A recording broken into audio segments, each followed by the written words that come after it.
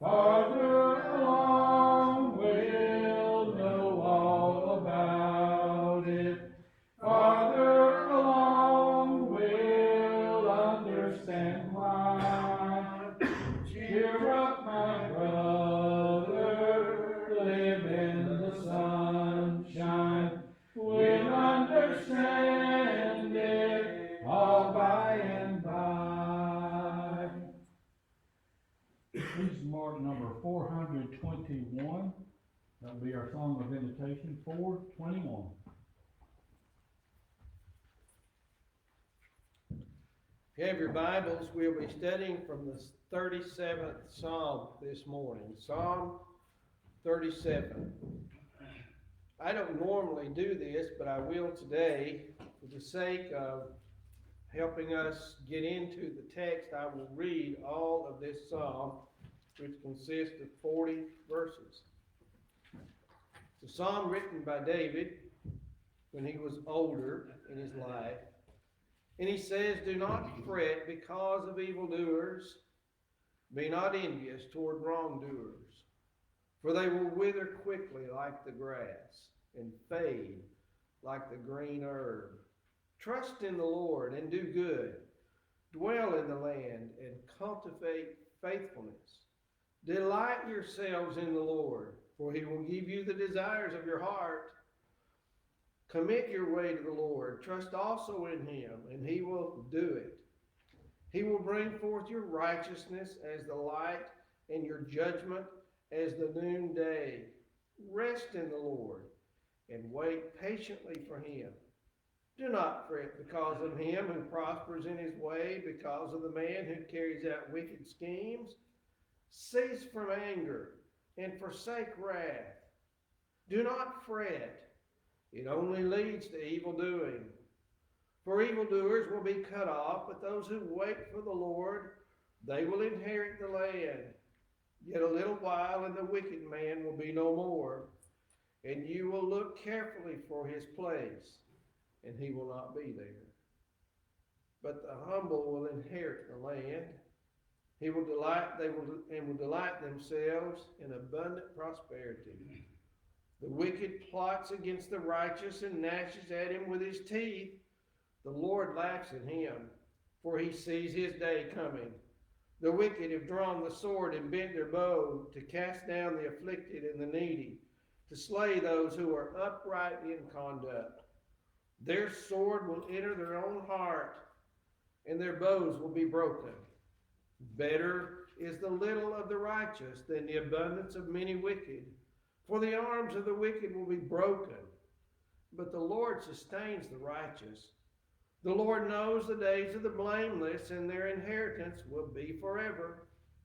They will not be ashamed in the time of evil, and in the days of famine they will have abundance. But the wicked will perish, and the enemies of the Lord will be like the glory of the pastures. They vanish, they smoke, they vanish away. The wicked borrows and does not pay back, but the righteous is gracious and gives. For those blessed by him will inherit the land, but those cursed by him will be cut off. The steps of a good man are established by the Lord, and he delights in his way. When he falls, he will not be hurled headlong, because the Lord is the one who holds his hand. I've been young, and now I'm old. Yet I have not seen the righteous forsaken, or his descendants begging bread. All day long he is gracious and lends, and his descendants are a blessing. Depart from evil and do good, so you will abide forever. For the Lord loves justice, and he does not forsake his godly ones. They are preserved forever. But the descendants of the wicked will be cut off. The righteous will inherit the land and dwell in it forever. The mouth of the righteous utters wisdom, and his tongue speaks justice. The law of God is in his heart. His steps do not slip. The wicked spies upon the righteous and seeks to kill him. The Lord will not leave him in his hand, or let him be condemned when he is judged. Wait for the Lord and keep his way, and he will exalt you to inherit the land. When the wicked are cut off, you will see it. I've seen a wicked, violent man spreading himself like a luxuriant tree in its native soil. Then he passed away, and lo, he was no more. I sought for him, but he could not be found. Mark the blameless man, and behold the upright, for the man of peace will have a posterity. But transgressors will altogether be destroyed. The posterity of the wicked will be cut off. But the salvation of the righteous is from the Lord. He is their strength in time of trouble. The Lord helps them and delivers them. He delivers them from the wicked and saves them because they take refuge in Him. If you have observed the world of late, you might draw the conclusion that things are kind of like they were in the days of Noah. One of the things I have to say about it, however, is that things are not as bad as they were in the days of Noah because Christ has come and made a difference in the lives of a lot of people. Jesus did not come to earth during the days of Noah. We're not faulting God with anything. We're talking about the difference that Christ has made. The world is better because Jesus came. But for the most part, you look at 1 John chapter 5, we see in verse 19 where John says we know that we're of God and that the whole world lies in the power of the evil one. There's a marked difference. There's a distinction made between the people of God and the people of the world. And the people who seek to serve God and love God will always be, to some degree, in conflict with the people of the world. Because we try to do what's right. When you go back and you read of the first real problem between people, it was between two brothers in Genesis chapter 4, between Cain and Abel. And Abel's sacrifice was accepted by God because he did it by faith, according to the Hebrews writer. Cain's sacrifice was not accepted, obviously because he did not do it by faith. He offered a sacrifice of his own design. And when it was not accepted, he couldn't kill God, so he killed his brother. That's what evil people do. They lash out against people who try to do what's right. The psalmist is talking about the conflict between people who are seeking to do the right thing in life and those who seek to do things their own way. When you read the scriptures, there are basically two categories of people. The people who seek to serve God and the people who seek to serve themselves or the devil. There are really only two categories of people. Let us make sure that we're in the category of people who seek to serve God. Now, there's a problem that arises at times when we observe the things that the wicked people seem to be enjoying that may be better than what we have. You know, the people who live for themselves seek to please themselves. They will seek to gain things physically, financially, try to gain favor from people, try to gain power, and they may even use violent means to obtain what they want. They will step on other people to climb the ladder of life, as it were. The people who seek to serve God often observe these folks and think, you know, they're doing a little better than we are financially. They got the better jobs and they have more money and it seems like they have more land and maybe they have more fun than we do in life, or so it seems. You know, if you spend a lot of time around people who live for themselves, you'll find out that things are not always as they appear. On the outside, they may look luxurious and wonderful, but people who live for themselves are not pleasant people to be around. And they're not enjoying life like you might think that they are. When you know the history of how they live and how things have gone for them, Now there are some people whose lives seem to go fairly well, at least according to a worldly measuring. But the psalmist begins by saying, do not fret because of evildoers. Do not be envious toward wrongdoers. Don't be fretting or envious because of the things that they have gained. Because something is going to happen to them that's different than what's going to happen to the person who listens to God. He says they will wither quickly like the grass and fade like the green herb. In this part of the world at that time, grass could come up very quickly and it wouldn't live very long. You've seen flowers do that. This time of year, our grass is already starting to lose some of its green luster. And it's starting to fade. Of course, that's wintertime that kicks in, but there are certain grasses that come up for a little while, and they just don't live long. And obviously, that's what the psalmist David is referring to. He says, the people who live wicked lives are just like that. And he says there's several things. He says, that their lives are not good. They do things that are ungodly, and they can cause you to want to lean their way because it looks like they're doing better than you are. I remember struggling with that as a young Christian, Eli, when I was younger. I was listening to my Sunday school teachers and the preacher and my parents, and we'd go to a youth event, but then I'd see my friends who weren't Christians, and they seemed to be having a better time than I was. And I guess if you want to measure better time by worldly standards, I guess they were. But I followed the paths of those people in life.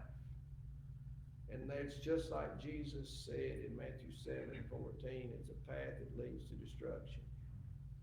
It's a destruction of life here and ultimately a destruction in eternity. It's not all as it appears. And there's always this temptation to give in to that as a young person. The temptation to drink or to smoke or other things that people shouldn't do until they get married. And then you get a little older, and there's the temptation to cave into the pressures of the real world and start trusting in money more than God, and trusting in opportunity more than worship or spending time in the scriptures. And the next thing you know, say, well, but look how well they're doing. And I'm kind of struggling over here. Well, listen to the psalmist. He said, there's some things you can do to offset some of this. And we look at some of the things that are going to happen. They're not going to survive. And you look at all the passages that we read,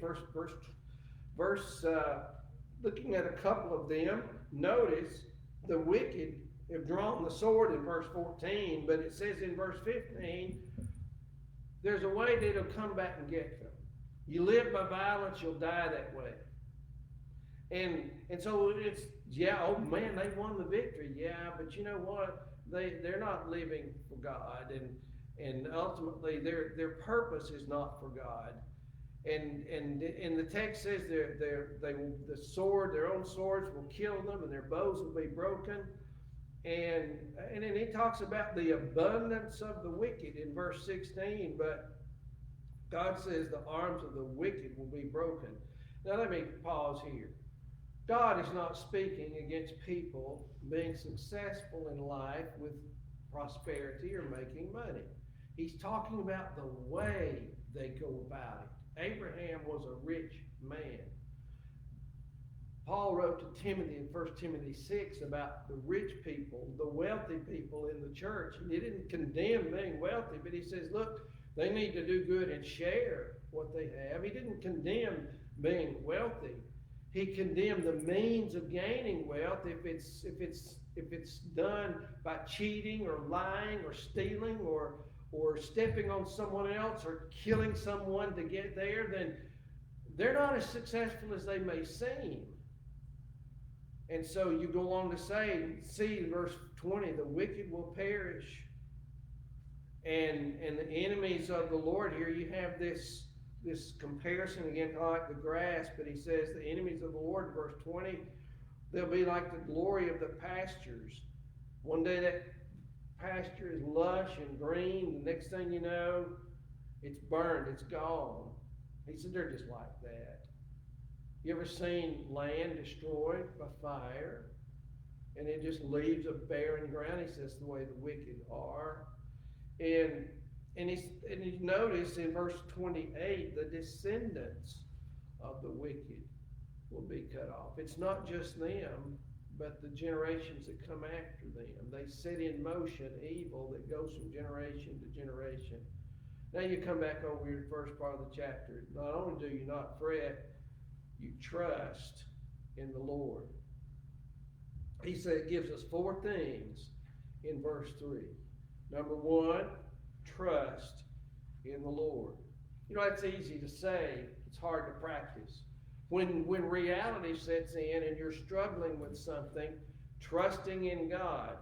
Wait a minute. Trust in God. Yeah, but look, wait a minute. Trust in God. Secondly, what did he say? Do good. Evil people do bad. You do good. You're a person of God.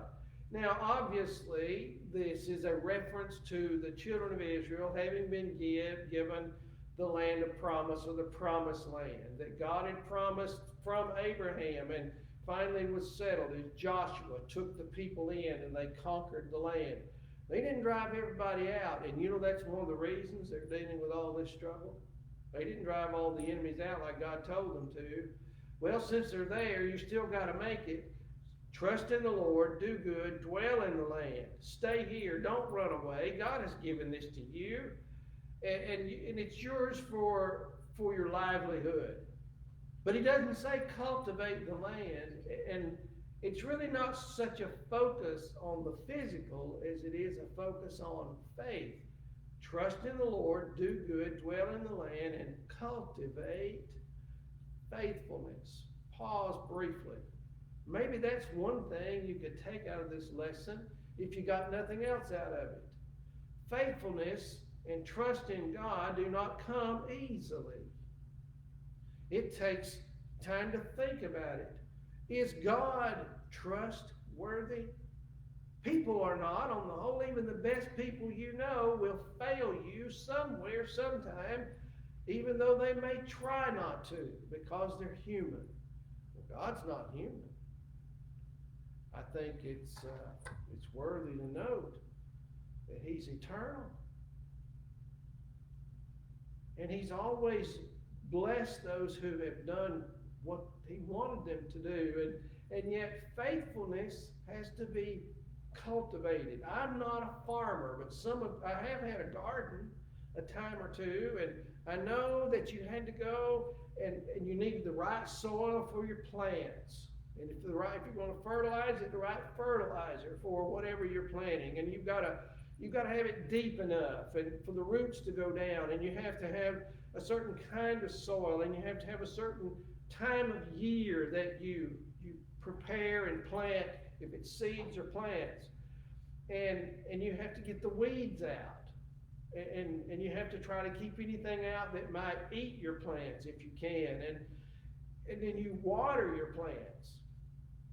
And if they need a lot of sun, you make sure they're in a place to get it. And you cultivate it so that garden grows. It takes time.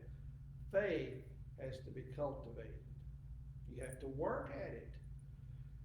The average person trusts in themselves more than God, would you agree?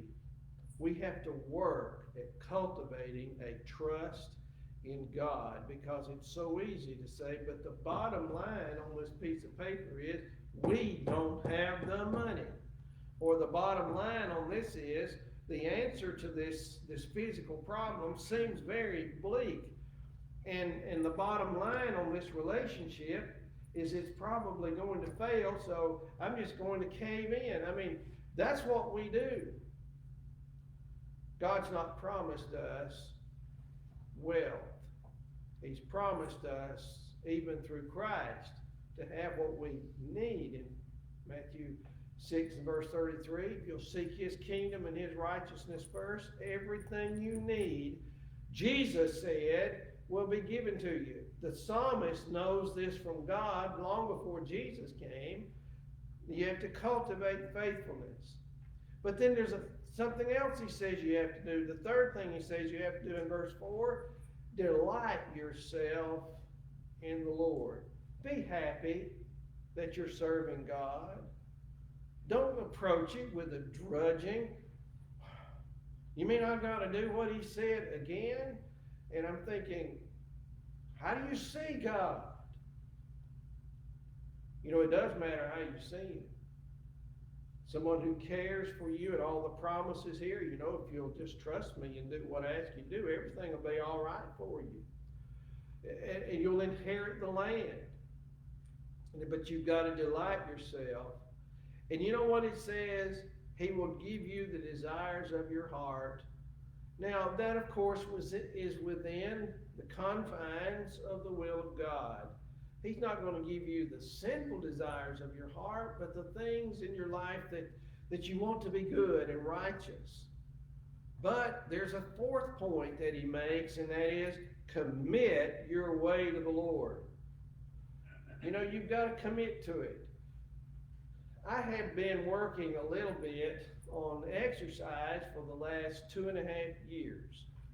I didn't do that for a long time, and I finally decided that I thought it would make me feel better, and my clothes would fit better, and maybe I'll live longer, you know, and feel and breathe better, and get better checkups from the doctor. But there's an exercise I was trying this morning, and I said, you know, this is hard. But I stayed with it. And you know, the more you do that, the easier that becomes. And I thought, but as soon as you feel a little discomfort or a little pain, you quit. Living for God may cause you or me some pain. It may cause you or me to give up something that's probably not good for us to start with, but what God gives is good. Commit, don't quit. Then he brings up trust again. And what's the outcome going to be? Trust in him, and he will do it. But Lord, you know, the evil people are working against me, and that can happen in this situation. And we read about a situation where he spreads out like a luxurious tree, but he really is out to conquer. And he's going after good people that love God. When are you going to answer, Lord? Our biggest problem is waiting, isn't it, on God? Now, I have a watch. I have a calendar that tells me what time. Watch tells me what time it is. If you're down to the second, I have a calendar that tells me what day it is, what month it is. And I kind of watch those things like everybody else. And I think, well, are you going to answer today, Lord? I'm going to mark it on my calendar. Wait a minute. Does God have a watch? Does God have a calendar? What does Peter say that 1,000 years is one day and one day is 1,000 years to God? That doesn't mean God's days are 1,000 years long. It means God doesn't count time. He's not seeing what time it is. He's looking at the events. And you know when he's going to answer for people who serve him? When they need it. And he says, wait. You know, he will bring forth your righteousness as the light and your judgment as noonday. And he says, rest then, verse 7, rest in the Lord and wait patiently for him. When you go to, we had my mom in the hospital a couple of times recently, and I wanted to talk to the doctor. I want to talk to that doctor. I want to know what's going on with her. And you know, the nurse says, well, I'm going to text him for you right now. And here I am just pacing back and forth, waiting on that doctor to come in there because I want to talk to him. And I looked down the hall and I saw somebody look like a doctor standing there with a phone. And I thought, why aren't you down here talking to me? I need some questions answered. I know y'all have done the same thing. And sometimes we do God like that. God will get there. He will answer when He's ready. Well, the doctor finally came, and he gave me some answers. And I thought, do we do God like that? And what if He didn't show up? Well, He just doesn't care anything about my mother, doesn't care anything about me. Well, more than likely the doctor got called away. God doesn't get called away, but He comes and He answers when He's ready. Our problem is resting in the Lord. Pause. Relax, Roger. He'll be here eventually. Just calm down. You see Him standing there down the hall. I think that's Him. I never met Him before. And I thank God He'll be there eventually.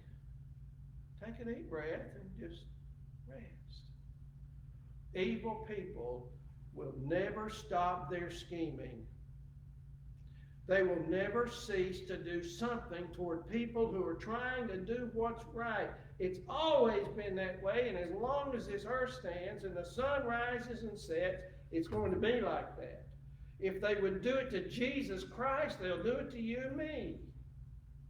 What sin did Jesus commit? What harm or wrong did He ever? None. You know, sometimes we could bring things on ourselves, but typically if we're trying to do what's right, we don't. People just don't like it when you do what's right, and they'll do like Cain did to his brother, an attack. But He says, rest in the Lord and wait patiently for Him. Again, He says in verse 7, do not fret because of him who prospers.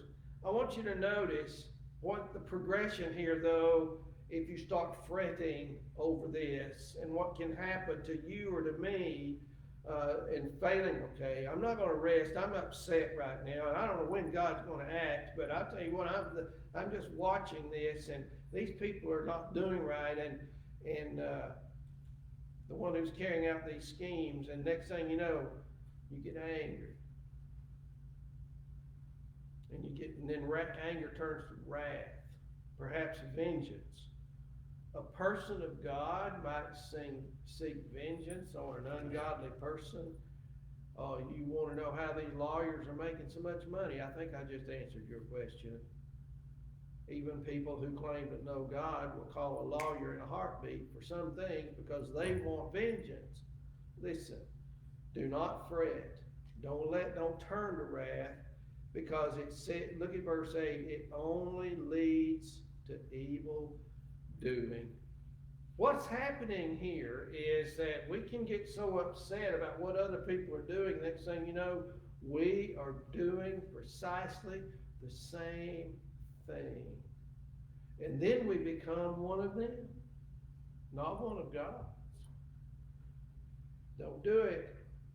Because listen, they're going to be cut off, verse 9. But those who wait for the Lord will inherit the land. And remember, verse 10, in a little while the wicked will be no more. Have you ever heard of some people who are glad that so-and-so finally died? That's sad. But yeah, I'm glad they're finally gone. They didn't do anything but cause trouble the whole time they were here. I mean, you don't want anybody to die, and you certainly wouldn't want anybody to be lost, but you're kind of glad they're out of the picture because of the way they behave. Well, I don't want to have a vengeful spirit, but I do know they have no hope here or in eternity. And David didn't know Christ. He didn't know about Jesus, but he knew Jehovah God. And he knew His law. And he knew the promises. If you'll do right, things will go well with you while you live here. You know that first commandment with promise in Ephesians 6? Children, obey your parents in the Lord, for this is right. This is the first commandment with promise, that it may be well with you and that you may live long on the earth. Now, obey your parents in the Lord. Even that was a promise to the children of Israel. If they would obey their parents under the law of Moses, things will go so much better for you. I lost friends, and no doubt you have too, who let evil overtake their lives, and they went to the grave far too soon. Their homes fell apart when people who were trying to live for God maintained their homes. And various things and they can't keep jobs, or they maybe ended up in prison, or maybe, crippled for the rest of their lives. I had a friend that I knew that couldn't quit drinking, and it just finally, he got into a fight one time in a bar. I wasn't his friend at that point. I had known him before, and goes home and gets his pistol and goes in the bar, shoots some guy over a woman. Next thing you know, he's in jail. Well, that didn't turn out so well, did it? Well, thankfully, this man that I knew had been brought up in the church. He never obeyed the gospel. He never put Christ on in baptism. And he came near the end of his life, and a good friend of mine in Chattanooga told me, he says, Jeff was baptized not long ago before he died. And I said, good. But sometimes it doesn't happen. Sometimes it does not happen. And so here we are, another point in verse 11, the humble will inherit the land. It's not how we appear before the world that matters. I mean, that matters. But what really matters is how we appear before God. That's what really matters. And I think it's another thing to take home with us today, that what I do and what I say and how I react and what I live for and what my faith is in, God is watching, and I want him to be pleased with me. I'm not going to make the world happy. If I serve God, I'm certainly not going to make the world happy. And I want to move down to another point here where notice verse 16. Better is a little of the righteous than the abundance of many. We may not have the wealth of some people, but a little of the righteous is better than the abundance of the wicked. Just a little bit. Man, that was, all I had for this morning for breakfast was oatmeal. I didn't have eggs and sausage and biscuits and gravy, but I guess I could have, but I'm not going to have steak and eggs every day for breakfast. I can't afford that. I can't have steak for dinner every night. And I can't go all the places that I really, in fact, just where do you want to go? Well, I'd like to go to Ireland and spend about 6 months. We can't afford to do that. I know you can't, but some people can do that. But it's better to have a little bit and be righteous than do all those things without God, without any hope in life, just a little. Then he says, verse 18, the Lord knows the days of the blameless. The Lord knows. Regardless of what's going on in the world around us, all this rioting, people are out to destroy our nation. They care for nothing but themselves. That's their cause. They're not fighting because of some rights. They're fighting for their own enjoyment. They're angry and bitter, and they're lashing out. Well, the Lord knows if you don't act like that, he's paying attention. So, well, Roger's not getting involved in that, and you're not getting involved in all this hatred and violence. The Lord knows, and I'm going to tell you something, their inheritance will be forever. The people that live for themselves have no inheritance in heaven, and they will not be ashamed in a time of evil, and in the days of famine they will have abundance. People who throw their lives away one day find themselves with nothing. The people that live for God will have what they need. Then verse 23, the steps of a man. Some translations say the steps of a good man. And I think you could put that in there without harming the text because of the righteous. The steps of a man are established by the Lord. How you walk, where you go, what you do, and he delights in his way. You want to enjoy life? Peter talks about seeing life and enjoying good days in the presence of persecution. Here, he talks about good days. It all depends on where you put your trust. It all depends on who you have your confidence in. But he says, and when, if you do fall, he says he'll not fall headlong. You see, the person who lives for God and tries to do what's right, they're going to stumble sometimes because they're human. We're human. But you know, throw this out for a moment. We were studying about sin this morning, and no Christian, according to 1 John, should live in sin, should practice sin. But you're going to. But Steve was talking this morning about things people practice, such things that will not inherit the kingdom of heaven. There's a difference in practicing those things and slipping up now and then. And the difference is how you're going to turn out. Are you going to live for God? You're going to live for Him here? You're going to go to heaven when you die? Or are you going to live in rebellion? There is a difference. And then he goes on to, so the steps of a man, they're established by God. Who are you listening to? Who tells you how to walk? What are you reading? What are you watching? What are you tuned into? Who guides your decisions? And then David looks at something that says, wow, you know, I was young once, but I'm old now. I'm in verse 25. David has made an observation.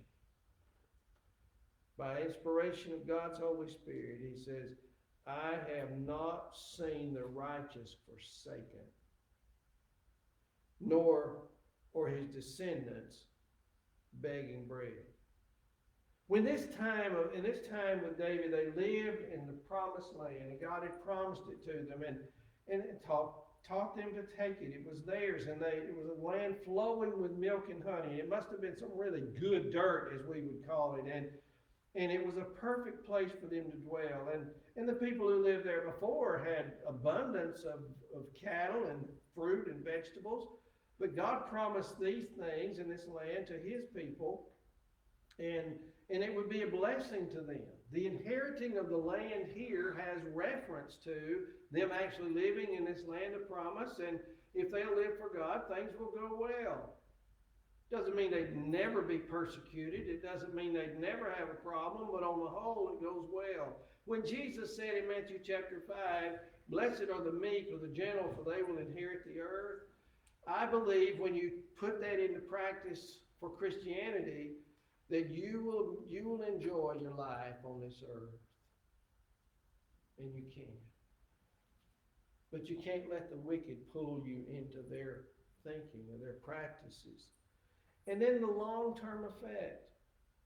I think of people that I've known in the church who have lived their lives for the Lord. They're hardworking people. They're honest people. They seek to be moral in their lives. They've sought to make their marriages work. They've sought to bring their children up in the training and the admonition of the Lord. They're in the worship when the church assembles. They're in Bible class when the church assembles. They go to things that the church gets involved in, and they study their Bibles at home on a regular basis. These are solid people. What kind of lives do you think they live? And what do you expect from their descendants? The same thing David said. You won't see them having trouble. But you know, the psalmist talked about the descendants of the wicked. In contrast, where will they end up? They will cease to be. And you move this then to Christianity, to the 21st century. 21st century already. Here we are, almost 21 years into it. Almost the year 2021. It's amazing, isn't it? Christianity started and marked the beginning of this new era. As much as the atheists hate it, you can't change the fact that this is 2021, marked from the birth of Christ. There's nothing they can do about it. But what does that mean?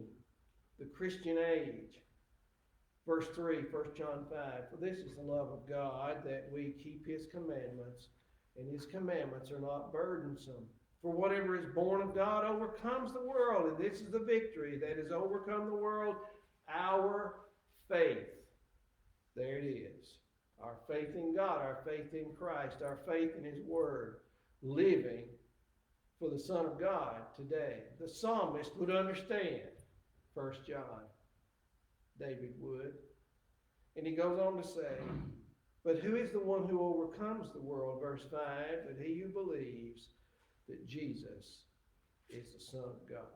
When a person believes that, they will live for Him.